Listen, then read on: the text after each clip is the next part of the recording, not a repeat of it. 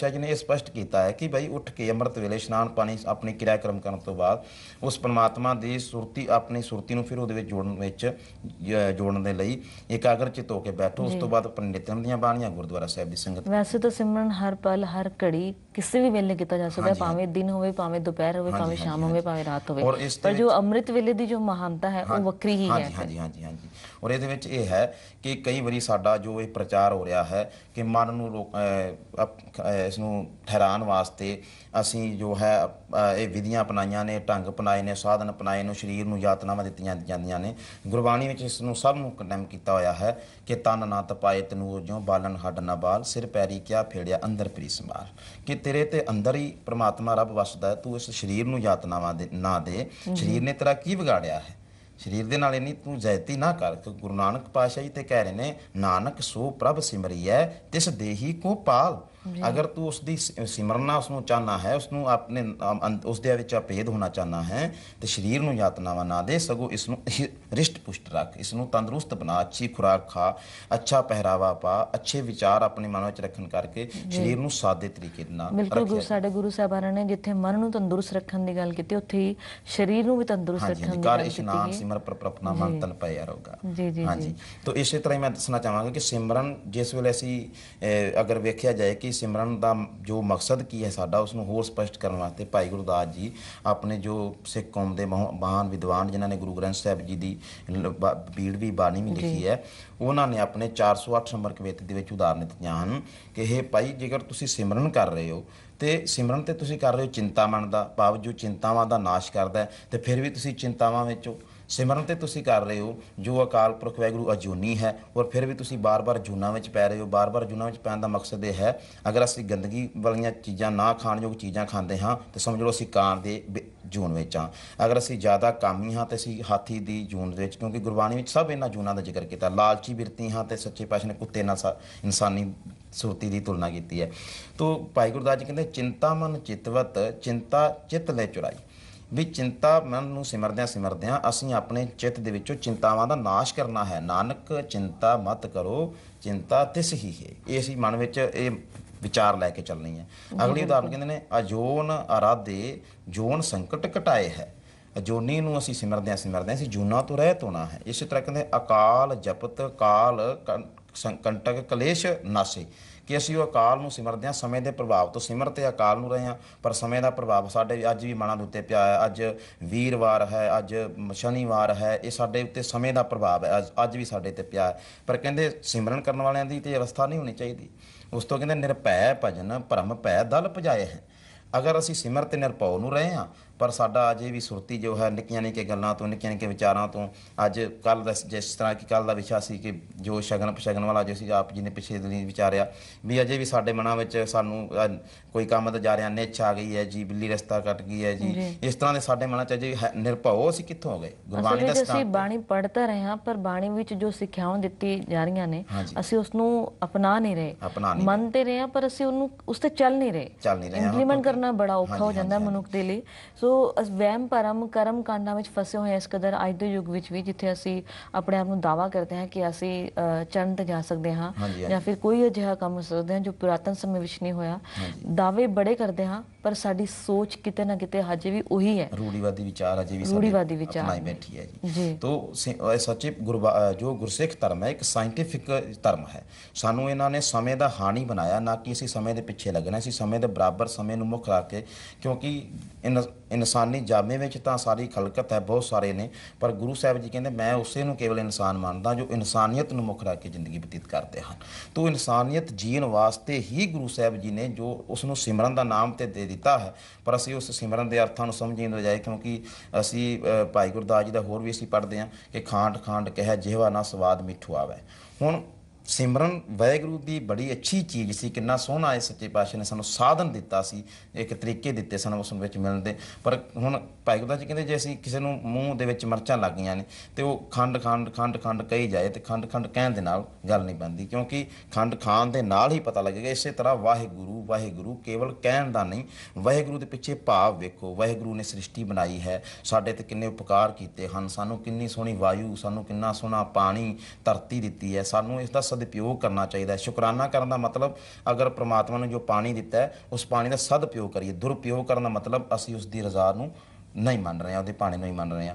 ਤਾਂ ਸ਼ੁਕਰਾਨਾ ਕਰਨਾ ਮਤਲਬ ਜੋ ਸੱਚੇ ਪਾਤਸ਼ਾਹ ਜੀ ਨੇ ਉਸ ਕਾਲ ਪੁਰਖ ਨੂੰ ਸਾਡੇ ਵਾਸਤੇ ਧਰਤੀ ਸਾਡੇ ਵਾਸਤੇ ਬਣਾਈ ਹੈ, ਇਸ ਦਾ ਸਦਉਪਯੋਗ ਕਰਨਾ ਸਾਡਾ ਇਹ ਸ਼ੁਕਰਾਨੇ ਦਾ ਇੱਕ ਤਰੀਕਾ ਹੋਣਾ ਚਾਹੀਦਾ ਹੈ। ਇਹ ਵੀ ਸਾਰੇ ਸਿਮਰਨ ਦੇ ਵਿੱਚ ਹੀ ਜੀ। ਥੋੜੀ ਦੇਰ ਪਹਿਲਾਂ ਹੁਣ ਤੁਸੀਂ ਕਿਹਾ ਕਿ ਅਸੀਂ ਜੋ ਸਿਮਰਨ ਕਰਦੇ ਹਾਂ ਵਾਹਿਗੁਰੂ ਵਾਹਿਗੁਰੂ ਵਾਹਿਗੁਰੂ, ਕਿ ਇਸ ਬਾਰੇ ਵੀ ਕਿ ਕੋਈ ਹੈ ਕੋਈ ਨਿਯਮ ਕਿ ਅਸੀਂ ਵਾਹਿਗੁਰੂ ਵਾਹਿਗੁਰੂ ਇੱਕ ਸਾਹ ਵਿੱਚ ਇਸ ਤਰ੍ਹਾਂ ਬੋਲਣਾ, ਇਸ ਤਰ੍ਹਾਂ ਦੇ ਵੀ ਕਿਉਂਕਿ ਕਈ ਲੋਕਾਂ ਦੀ ਧਾਰਨਾ ਬਣੀ ਹੋਈ ਹੈ। ਤੁਸੀਂ ਬਹੁਤ ਵਧੀਆ ਸਵਾਲ ਕੀਤਾ, ਕਿਉਂਕਿ ਬਹੁਤ ਸਾਰੇ ਵੇਖੋ ਇੱਕ ਇਨਸਾਨ ਨੂੰ ਭੰਬਲ ਭੂਸੇ ਵਿੱਚ ਪਾਉਣ ਵਾਲੀਆਂ ਗੱਲਾਂ ਹੀ ਨੇ ਕਿ ਬਾਹਰ ਨੂੰ ਸਾਹ ਕੱਢੋ ਤੇ ਗੁਰੂ, ਅੰਦਰ ਨੂੰ ਕੱਢੋ ਤੇ ਵਾਹ। ਅਸੀਂ ਤੇ ਵੈਸੇ ਕਿਉਂਕਿ ਪਹਿਲਾਂ ਹੀ ਮੈਂ ਕੀਤਾ ਸਾਇੰਟੀਫਿਕ ਧਰਮ ਹੈ ਔਰ ਸਾਇੰਸ ਔਰ ਡਾਕਟਰੀ ਲਹਿਜ਼ੇ ਨਾਲ ਵੇਖਿਆ ਜਾਏ ਤਾਂ ਜਦੋਂ ਕੋਈ ਸਾਡੇ ਅੰਦਰੋਂ ਬਾਹਰ ਨੂੰ ਹਵਾ ਆਉਂਦੀ ਹੈ ਉਸ ਵੇਲੇ ਕੋਈ ਸ਼ਬਦ ਬਣਦਾ ਹੈ। ਅੰਦਰ ਦੀ ਹਵਾ ਨੂੰ ਵੀ ਜੇ ਸਵਾਸ ਸ਼ਬਦ ਬਣੇ ਤੇ ਫਿਰ ਤਾਂ ਅਸੀਂ ਸਾਹ ਚੜ੍ਹੇ ਹੀ ਨਾ, ਸਾਨੂੰ ਅਸੀਂ ਲਗਾਤਾਰ ਕੰਟੀਨਿਊ ਹੀ ਬੋਲੀ ਆਈਏ।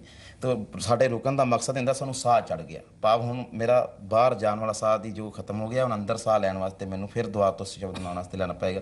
ਪਰ ਸਾਡੇ ਜੋ ਹੈ ਬਹੁਤ ਸਾਰੀਆਂ ਜਥੇਬੰਦੀਆਂ ਅੰਦਰ ਨੂੰ ਖਿੱਚੋ ਇਹ ਕਹੋ ਬਾਹਰ ਨੂੰ, ਕਿਉਂਕਿ ਸ਼ਬਦ ਬਾਹਰ ਹੀ ਨਿਕਲਦਾ ਹੈ। ਔਰ ਗੁਰੂ ਨਾਨਕ ਸਾਹਿਬ ਜੀ ਤੋਂ ਲੈ ਕੇ ਗੁਰੂ ਗੋਬਿੰਦ ਸਿੰਘ ਪਾਤਸ਼ਾਹ ਤੱਕ ਅਸੀਂ ਵੇਖਦੇ ਹਾਂ ਕਿ ਗੁਰੂ ਸਾਹਿਬਾਨਾਂ ਨੇ ਕਿੰਨੇ ਲੰਮੇ ਪ੍ਰਚਾਰਕ ਦੌਰੇ ਕੀਤੇ, ਯਾਤਰਾਵਾਂ ਕੀਤੀਆਂ, ਗੋਸ਼ਟੀਆਂ ਕੀਤੀਆਂ, ਪਰ ਕਿਤੇ ਵੀ ਐਸਾ ਨਹੀਂ ਹੁੰਦਾ ਕਿ ਕਿਤੇ ਉਹਨਾਂ ਨੇ ਸਮਾਧੀ ਲਗਾ ਕੇ ਐਸਾ ਬੈਠੇ ਹੋਣ, ਕਿਉਂਕਿ ਉਹਨਾਂ ਨੇ ਤਾਂ ਕਿਹਾ ਹੈ ਕਿ ਹਸੰਦਿਆਂ ਖਲੰਦਿਆਂ ਪਿਨੰਦਿਆਂ ਖਵੰਦਿਆਂ ਵਿੱਚੇ ਹੋਵੇ ਮੁਕਤ, ਨਾਨਕ ਸਤਿਗੁਰ ਭੇਟਿਆ ਪੂਰੀ ਹੋਵੇ ਜੁਗਤ। ਸਤਿਗੁਰੂ ਜੀ ਦਾ ਤੇ ਇਹ ਵਿਧਾਨ ਹੈ, ਉਦਮ ਕਰੇਂਦਿਆਂ ਜਿਉ ਤੂੰ ਕਮਾਵਦਿਆਂ ਸੁਖ ਪੁੰਚ, ਧਿਆਏਂਦਿਆਂ ਤੂੰ ਪ੍ਰਭੂ ਮਿਲ, ਨਾਨਕ ਉਤਰੀ ਚਿੰਤ। ਕਿੰਨਾ ਸੌਖਾ ਰਾਹ ਸੀ ਕਿ ਘਾਲ ਖਾਏ ਕਿਛ ਹੱਥੋਂ ਦੇ, ਨਾਨਕ ਰਾਹ ਪਛਾਣਿਆ ਸੀ। ਕਿੱਡੇ ਸੋਹਣੇ ਸਿਧਾਂਤ ਦਿੱਤੇ ਸਨ ਕਿ ਜ਼ਿੰਦਗੀ ਨੂੰ ਸੁਚੱਜੇ ਢੰਗ ਦੇ ਨਾਲ ਜਿਉਂਦਿਆਂ ਹੋਇਆਂ ਹੀ। ਆਪ ਜੀ ਹੋਰ ਪੜ੍ਹਦੇ ਹੋ ਕਿ ਜੇ ਧਰਮ ਦੀ ਵਿਆਖਿਆ ਪੁੱਛਣੀ ਹੈ ਤੇ ਗੁਰੂ ਅਰਜਨ ਸਾਹਿਬ ਨੂੰ ਪੁੱਛੋ, ਸਰਬ ਧਰਮ ਮੈਂ ਸ੍ਰੇਸ਼ਟ ਧਰਮ, ਹਰ ਕੋ ਨਾਮ ਜਪ ਨਿਰਮਲ ਕਰਮ। ਦੇਖੋ ਵੀ ਕੰਮ ਵੀ ਹੀ ਅਸੀਂ ਕਰਨੇ ਨੇ ਮੈਲ ਤੋਂ ਰਹਿਤ, ਤੇ ਉਸ ਨਾਮ ਜਪ ਦਾ ਮਤਲਬ ਅਸੀਂ ਉਹਨਾਂ ਕੰਮਾਂ ਵਿੱਚ ਮੈਲ ਨਾ ਲੈ ਕੇ ਆਈਏ, ਇਸ ਦੇ ਸਾਧਨ ਬਣਾਉਣੇ,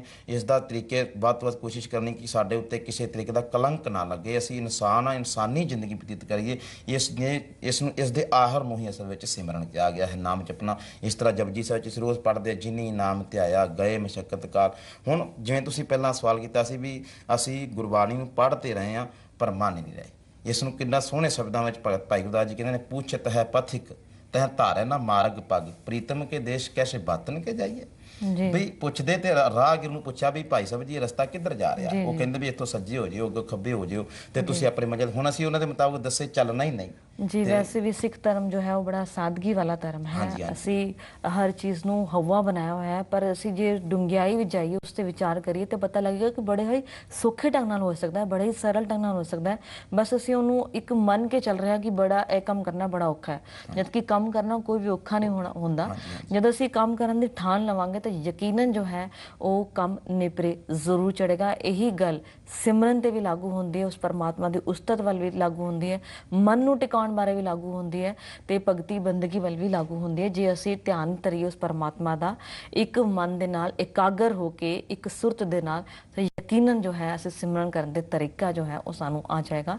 ਸੋ ਧਰਮ ਵਿਚਾਰ ਹੁਣ ਇੱਥੇ ਸੰਗੋਸ਼ਦੇ ਹਾਂ ਜੀ। ਧਰਮ ਵਿਚਾਰ ਤੋਂ ਬਾਅਦ ਹੁਣ ਵੇਲਾ ਹੋ ਚੱਲਿਆ ਜੀ ਆਪ ਜੀ ਜੋ ਅਸੀਂ ਪ੍ਰਸ਼ਨ ਜਵਾਬ ਹੀ ਲਵਾਂਗੇ, ਪਰ ਉਸ ਤੋਂ ਪਹਿਲਾਂ ਸਾਡੇ ਕੋਲ ਅੱਜ ਦਾ ਹੁਕਮਨਾਮਾ ਹੈ ਸ਼੍ਰੀ ਦਰਬਾਰ ਸਾਹਿਬ ਤੋਂ, ਉਸ ਤੇ ਨਜ਼ਰ ਪਾਉਂਦੇ ਹਾਂ ਕਿ ਅੱਜ ਕਿਸ ਤਰ੍ਹਾਂ ਦੀ ਬਖਸ਼ਿਸ਼ ਹੋਈ ਹੈ ਜੀ।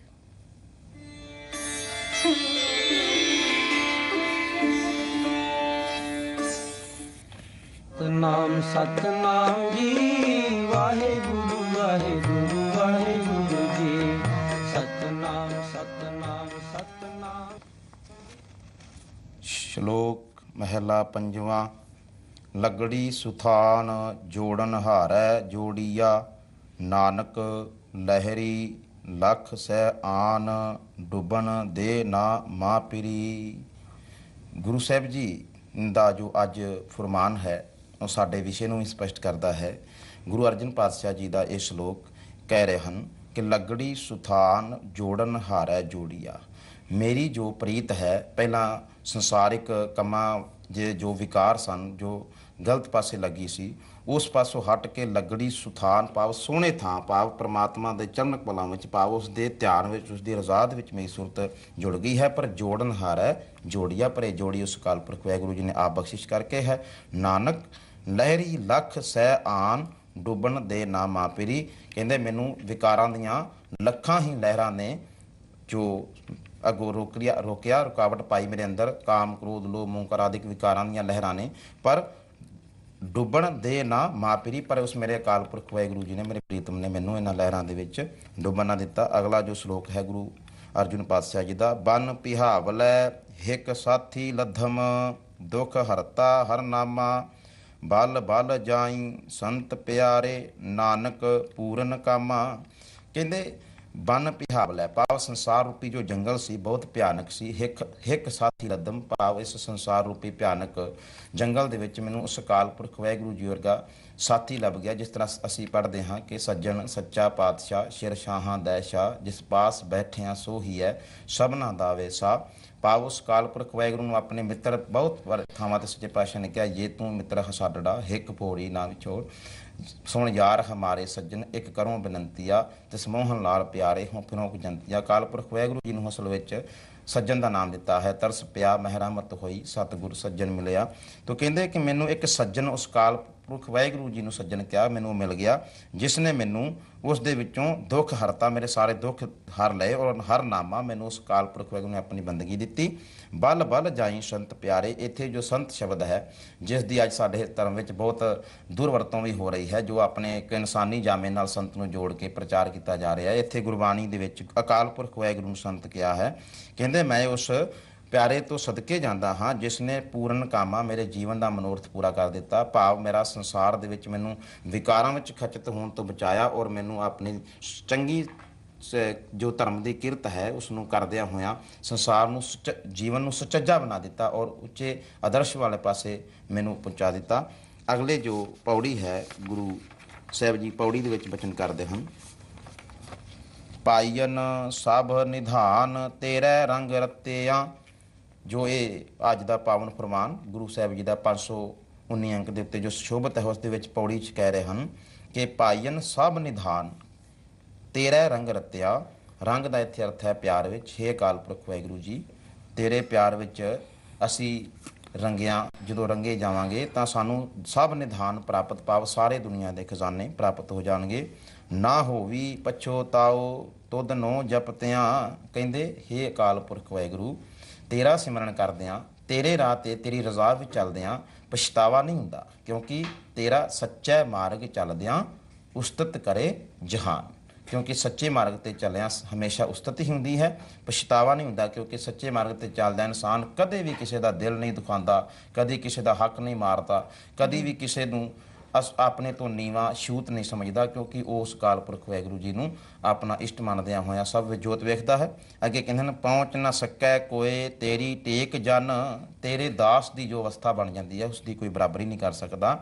ਗੁਰ ਪੂਰੇ ਵਾਹ ਵਾਹ ਸੁਖ ਲਹਾਂ ਚਿਤਾਰ ਮਨ। ਮੈਂ ਆਪਣੇ ਗੁਰੂ ਨੂੰ ਸ਼ਾਬਾਸ਼ ਕਹਿੰਦਾ ਹਾਂ, ਮੈਂ ਆਪਣੇ ਗੁਰੂ ਤੋਂ ਸਦਕੇ ਜਾਂਦਾ ਹਾਂ ਜਿਸ ਦੇ ਸਦਕਾ ਮੈਨੂੰ ਆਤਮਿਕ ਸੁੱਖ ਪ੍ਰਾਪਤ ਹੋਇਆ ਹੈ। ਗੁਰ ਪੈ ਸਿਫਤ ਭੰਡਾਰ ਕਰਮੀ ਪਾਈਐ। ਗੁਰੂ ਕੋਲ ਸਿਫਤੀ ਦੇ ਭੰਡਾਰੇ ਭਰੇ ਹੋਏ ਹਨ, ਪਰ ਅਸਲ ਵਿੱਚ ਕਰਮਾਂ ਦੇ ਅਨੁਸਾਰ ਹੀ ਪ੍ਰਾਪਤ ਕੀਤੇ ਜਾ ਸਕਦੇ ਹਨ। ਸਤਿਗੁਰ ਨਦਰ ਨਿਹਾਲ ਬਹੁੜ ਨਾ ਧਾਈਐ। ਅਗਰ ਗੁਰੂ ਦੀ ਬਖਸ਼ਿਸ਼ ਹੋ ਜਾਵੇ, ਨਦਰ ਹੋ ਜਾਵੇ, ਤਾਂ ਅਸੀਂ ਦੌੜਾਂਗੇ ਨਹੀਂ, ਭਾਵ ਸਾਡਾ ਮਨ ਇੱਧਰ ਉੱਧਰ ਭਟਕੇਗਾ ਨਹੀਂ। ਰੱਖੈ ਆਪ ਦਿਆਲ ਕਰ ਦਾਸਾਂ ਆਪਣੇ। ਉਹ ਅਕਾਲ ਪੁਰਖ ਵਾਹਿਗੁਰੂ ਆਪਣੀ ਬਖਸ਼ਿਸ਼ ਕਰਦਿਆਂ ਹੋਇਆਂ, ਰਹਿਮਤ ਕਰਦਿਆਂ ਆਪਣੇ ਦਾਸਾਂ ਦੀ ਆਪ ਪਤ ਰੱਖਦਾ ਹੈ।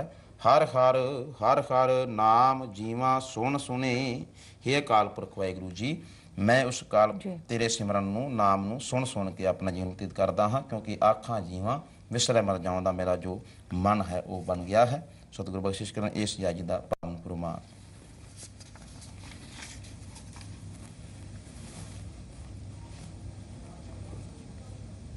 ਤੇ ਅਸੀਂ ਹਰਮਿੰਦਰ ਸਾਹਿਬ ਅੰਮ੍ਰਿਤਸਰ ਤੋਂ ਬਖਸ਼ਿਸ਼ ਹੋਇਆ ਅੱਜ ਦਾ ਹੁਕਮਨਾਮਾ, ਤੇ ਹੁਣ ਦੇਖਦੇ ਹਾਂ ਕਿ ਖਾਲਸਾ ਖਬਰਾਂ ਕੀ ਕਹਿੰਦੀਆਂ ਨੇ।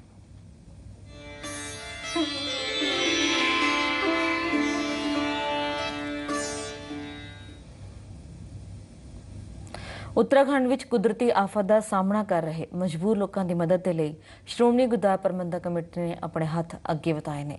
ਇਸ ਦੇ ਤਹਿਤ ਰਾਹਤ ਸਮੱਗਰੀ ਦੇ 2 ਟਰੱਕ ਉੱਥੇ ਰਵਾਨਾ ਕੀਤੇ ਗਏ ਨੇ। ਸ਼੍ਰੀ ਆਨੰਦਪੁਰ ਸਾਹਿਬ ਤੋਂ ਟਰੱਕਾਂ ਨੂੰ ਕਮੇਟੀ ਦੇ ਪ੍ਰਧਾਨ ਅਵਤਾਰ ਸਿੰਘ ਮੱਕੜ ਨੇ ਹਰੀ ਝੰਡੀ ਦੇ ਕੇ ਰਵਾਨਾ ਕੀਤਾ। ਉਹਨਾਂ ਦੱਸਿਆ ਕਿ ਟਰੱਕਾਂ ਰਾਹੀਂ ਰਾਸ਼ਨ ਤੇ ਹੋਰ ਜ਼ਰੂਰੀ ਸਮਾਨ ਲੋਕਾਂ ਤੱਕ ਭੇਜਿਆ ਗਿਆ ਹੈ। ਇਸ ਤੋਂ ਇਲਾਵਾ ਕਈ ਗੁਰਦੁਆਰਿਆਂ ਤੋਂ ਸੇਵਾਦਾਰਾਂ ਦੀਆਂ ਟੀਮਾਂ ਵੀ ਭੇਜੀਆਂ ਗਈਆਂ ਨੇ।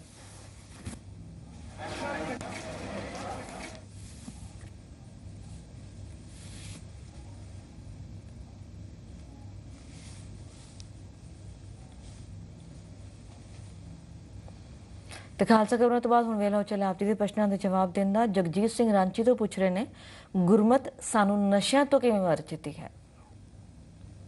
ਹਾਂਜੀ, ਜਗਜੀਤ ਸਿੰਘ ਜੀ ਜਿਨ੍ਹਾਂ ਨੇ ਰਾਂਚੀ ਤੋਂ ਇਹ ਸਵਾਲ ਕੀਤਾ ਹੈ, ਗੁਰਮਤ ਸਾਨੂੰ ਨਸ਼ਿਆਂ ਤੋਂ ਕਿਵੇਂ ਵਰਜਦੀ ਹੈ। ਗੁਰਬਾਣੀ ਦੇ ਅੰਦਰ ਜਿਸ ਤਰ੍ਹਾਂ ਕਿ ਅਸੀਂ ਪਹਿਲਾਂ ਜ਼ਿਕਰ ਕਰ ਰਹੇ ਆਪਣੀ ਵਿਚਾਰ ਦੌਰਾਨ ਕਿ ਗੁਰਮਤ, ਗੁਰਬਾਣੀ, ਗੁਰੂ ਨਾਨਕ ਪਾਤਸ਼ਾਹ ਜੀ ਦਾ ਸਿੱਖ ਧਰਮ ਇੱਕ ਸਾਇੰਟੀਫਿਕ ਧਰਮ ਹੈ। ਅੱਜ ਥਾਂ ਥਾਂ ਤੇ ਬੋਰਡ ਲਗਾਏ ਜਾ ਰਹੇ ਨੇ, ਥਾਂ ਥਾਂ ਤੇ ਨਸ਼ਾ ਰੋਕੂ ਕੈਂਪ ਲਗਾਏ ਜਾ ਰਹੇ ਨੇ, ਨਸ਼ਾ ਮੁਕਤ ਕੇਂਦਰ ਬਣੇ ਹੋਏ ਹਨ। ਤੇ ਗੁਰੂ ਨਾਨਕ ਪਾਤਸ਼ਾਹ ਜੀ ਨੇ ਅੱਜ ਤੋਂ 550 ਸਾਲ ਪਹਿਲਾਂ ਇਹ ਗੱਲ ਆਪਣੀ ਬਾਣੀ ਦੇ ਵਿੱਚ ਬਕਾਇਦਾ ਦਰਜ ਕੀਤੀ ਹੋਈ ਸੀ ਕਿ ਅਸੀਂ ਉਸ ਨਸ਼ਿਆਂ ਨੂੰ, ਜਿਸ ਨਸ਼ਿਆਂ ਦੇ ਨਾਲ ਸਾਡੀ ਮੱਤ ਭ੍ਰਿਸ਼ਟ ਹੋ ਜਾਏ, ਸਾਡੀ ਬੁੱਧੀ ਨਸ਼ਟ ਹੋ ਜਾਏ, ਉਸ ਨੂੰ ਅਸੀਂ ਸੇਵਨ ਨਹੀਂ ਕਰਨਾ, ਕਿਉਂਕਿ ਨਸ਼ੇ ਕਰਨ ਦੇ ਨਾਲ ਅਸੀਂ ਵਿਕਾਰੀ ਹੀ ਬਣਾਂਗੇ। ਅਸੀਂ ਦੇਸ਼, ਕੌਮ, ਪਰਿਵਾਰ ਦਾ ਕੁਝ ਨਹੀਂ ਸਵਾਰ ਸਕਾਂਗੇ, ਕਿਉਂਕਿ ਨਸ਼ੇੜੀ ਇਨਸਾਨ ਇੱਕ ਕੇਵਲ ਆਪਣੇ ਤੱਕ ਸੀਮਿਤ ਰਹਿ ਕੇ, ਆਪਣੇ ਪੇਟ ਦੀ ਪੂਰਤੀ ਤੱਕ ਸੀਮਿਤ ਰਹਿ ਕੇ ਜ਼ਿੰਦਗੀ ਬਤੀਤ ਕਰਦਾ। ਉਸ ਨੂੰ ਪਰਿਵਾਰ ਦੇ ਨਾਲ, ਸਮਾਜ ਦੇ ਨਾਲ, ਦੇਸ਼, ਕੌਮ ਨਾਲ ਕੋਈ ਲੈਣ ਦੇਣ ਨਹੀਂ। ਇਸ ਤਰ੍ਹਾਂ ਗੁਰਬਾਣੀ, ਗੁਰੂ ਨਾਨਕ ਪਾਤਸ਼ਾਹ ਕਹਿੰਦੇ, ਇਤਮਤ ਪੀਤੇ ਨਾਨਕਾ ਬਹੁਤੇ ਖੱਟੀਆਂ ਵਿਕਾਰ। ਬਾਣੀ ਵਿੱਚ ਆਉਂਦਾ ਹੈ, ਭਾਂਗ ਮਾਛਲੀ ਸੁਰਾ ਪਾਨ ਜੋ ਜੋ ਪ੍ਰਾਣੀ ਖਾਹੇ ਇੱਕ ਸਰ ਕੇ ਨਾਮ ਤੇ ਸਭੇ ਰਸਾਤਲ ਜਾਹੀਂ। ਕਿ ਜੋ ਵੀ ਇਨਸਾਨ ਭਾਂਗ, ਭੰਗ, ਮਾਛਲੀ ਗੁਜਰਾਤ ਦਾ ਇੱਕ ਨਸ਼ਾ ਹੈ, ਇੱਥੇ ਮਛਲੀ ਅਰਥ ਨਹੀਂ ਹੈ।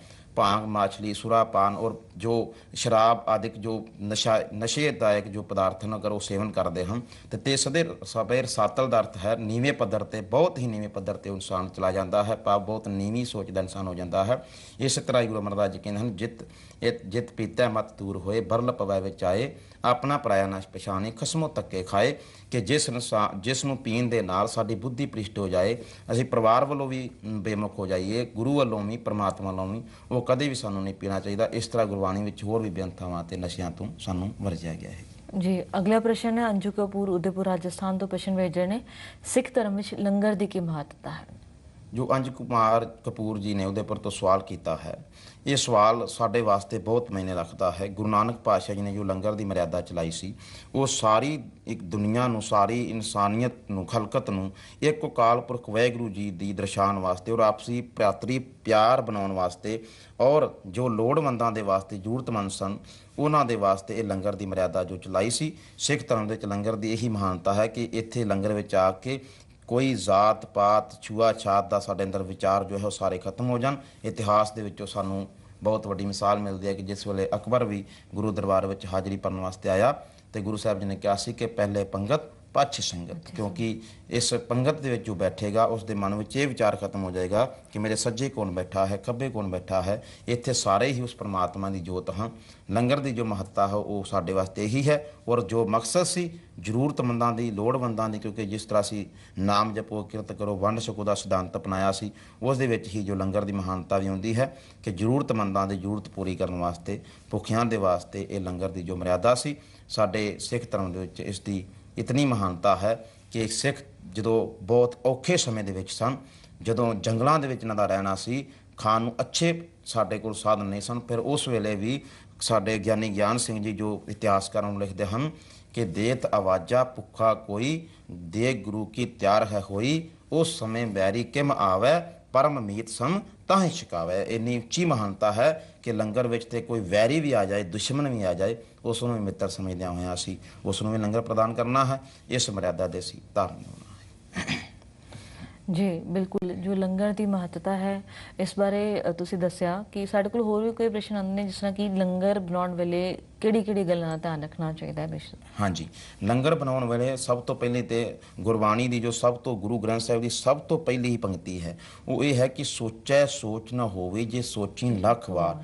ਹੇ ਇਨਸਾਨ, ਜੇ ਤੂੰ ਕਵੇਂ ਵੀ ਮੈਂ ਲੋੜ ਤੋਂ ਵੱਧ ਸੁਚਮਤਾ ਰੱਖ ਸਕਾਂ ਤੇ ਉਹ ਕਦੇ ਵੀ ਤੂੰ ਨਹੀਂ ਰੱਖ ਸਕਦਾ, ਚਾਹੇ ਲੱਖਾਂ ਯਤਨ ਕਰੇ। ਪਰ ਫਿਰ ਵੀ ਗੁਰੂ ਸਾਹਿਬ ਨੇ ਸਫਾਈ ਨੂੰ ਬਹੁਤ ਮਹਾਨਤਾ ਦਿੱਤੀ ਹੈ। ਲੰਗਰ ਕੋਈ ਵੀ ਕਿਸੇ ਵੀ ਜਾਤ ਦਾ ਇਨਸਾਨ ਪ੍ਰਾਣੀ ਬਣਾ ਸਕਦਾ ਹੈ, ਪਰ ਬਕਾਇਦਾ ਇਹ ਸ਼ਰਤ ਹੈ ਕਿ ਉਹ ਕਿਸੇ ਪ੍ਰਕਾਰ ਦਾ ਨਸ਼ਾ ਨਾ ਕਰਦਾ ਹੋਵੇ, ਔਰ ਉਹ ਕਿਸੇ ਵੀ ਮਨ ਦੇ ਵਿੱਚ ਬੁਰੇ ਵਿਚਾਰ ਜੋ ਹੈ, ਊਚ ਨੀਚ ਛੂਆ ਛਾਤ ਦਾ ਵਿਚਾਰ ਜੋ ਹੈ ਨਹੀਂ ਹੋਣਾ ਚਾਹੀਦਾ।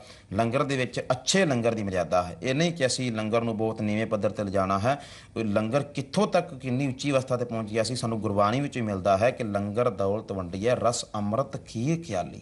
ਕਈ ਵਾਰੀ ਸਾਡੇ ਸਿੱਖ ਕਹਿ ਦਿੰਦੇ ਨੇ ਕਿ ਨਹੀਂ ਜੀ ਲੰਗਰ ਤੇ ਸਾਦਾ ਹੋਣਾ ਚਾਹੀਦਾ ਹੈ ਜੀ, ਲੰਗਰ ਤੇ ਅਸੀਂ ਥੱਲੇ ਬੈਠ ਕੇ ਛਕਣਾ ਚਾਹੀਦਾ ਹੈ ਜੀ। ਮੈਂ ਤੇ ਵੀ ਕਹਾਂਗਾ ਕਿ ਸਾਨੂੰ ਸਮੇਂ ਦੇ ਹਾਣੀ ਬਣਨਾ ਚਾਹੀਦਾ ਹੈ। ਜੋ ਅੱਜ ਸਾਡੇ ਲੇਟੈਸਟ ਜੋ ਤਕਨੀਕਾਂ ਹਨ ਉਹਨਾਂ ਦਾ ਵੱਧ ਤੋਂ ਵੱਧ ਸਾਨੂੰ ਇਸਤੇਮਾਲ ਕਰਨਾ ਚਾਹੀਦਾ ਹੈ। ਗੁਰਬਾਣੀ ਨੇ ਸਾਨੂੰ ਸਮੇਂ ਦੇ ਹਾਣੀ ਬਣਾਇਆ ਹੈ। ਬਕਾਇਦਾ ਗੁਰੂ ਸਾਹਿਬ ਜੀ ਅਗਰ ਆਪ ਵੀ ਅੱਜ ਅਗਰ ਇਸੇ ਤਰ੍ਹਾਂ ਹੁੰਦੇ ਤਾਂ ਉਹਨਾਂ ਨੇ ਆਪ ਵੀ ਇਸ ਗੱਲ ਨੂੰ ਇਸੇ ਤਰ੍ਹਾਂ ਹੀ ਅਪਣਾਉਣਾ ਸੀ।